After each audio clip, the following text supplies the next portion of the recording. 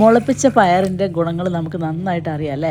High fibre കണ്ടൻ്റാണ്, nutrients ഉണ്ട്, immunity boost ചെയ്യും, constipation കുറക്കും, blood pressure കുറക്കും, അതേപോലെ തന്നെ ഹെയർ ഫോൾ കുറക്കും. അപ്പം വളരെ എളുപ്പത്തിൽ നമുക്ക് വീട്ടിൽ സ്പ്രൗട്ട്സ് ഉണ്ടാക്കിയെടുക്കാം. ഞാൻ ചെയ്യുന്ന രീതി എന്താണെന്ന് വെച്ച് കഴിഞ്ഞാൽ, നന്നായിട്ട് വാഷ് ചെയ്തതിന് ശേഷം ഒരു കൈപ്പിടി നിറയെ ചെറുപയറെടുത്ത് അതിലോട്ട് വെള്ളം ഒഴിച്ച് വെക്കും. പിറ്റേ ദിവസം രാവിലെ, രാത്രി 7 മണിക്കിട്ടാൽ പിറ്റേ ദിവസം രാവിലെ ആകുമ്പോഴത്തേക്ക് ഇതേപോലെ മുള പൊട്ടി തുടങ്ങും. ഈ സമയത്ത് ഞാനൊരു സിപ്പ് ലോക്ക് ബാഗ് എടുത്ത് അതിലോട്ടേക്ക് ഇത് ആഡ് ചെയ്യും.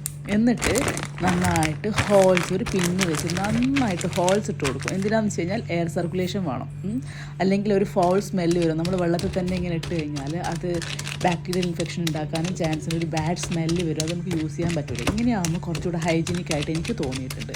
നന്നായിട്ട് ഹോൾ ഇട്ട് കൊടുത്തതിന് ശേഷം നമ്മൾ ജസ്റ്റ് എവിടെയെങ്കിലും സ്റ്റോർ ചെയ്ത് വെച്ചാൽ മതി. പുറത്ത് തന്നെ വെച്ചാൽ മതി, ഫ്രിഡ്ജിലൊന്നും വെക്കണമെന്നില്ല.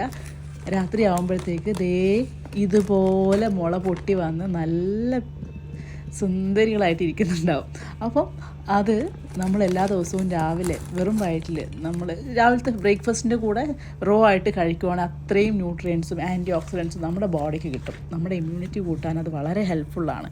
നമ്മൾ ചെറുപയറിൽ നമുക്ക് പ്രോട്ടീനും മിനറൽസും സിങ്കും പൊട്ടാസ്യവും മാഗ്നീഷ്യവും ഇത്തരം കുറേ കാര്യങ്ങൾ കിട്ടുന്നുണ്ട്. പക്ഷേ മുളപ്പിച്ച് കഴിഞ്ഞാൽ അതിൽ നിന്ന് ഫൈറ്റിക് ആസിഡ്സ് റിലീസ് ആവുന്നത് കൊണ്ട് തന്നെ നമ്മുടെ ബോഡിക്ക് ആവശ്യമുള്ള മിനറൽസൊക്കെ അബ്സോർബ് ചെയ്യാനുള്ള കഴിവും കൂടെ ഇവിടെ ഉണ്ട് കേട്ടോ.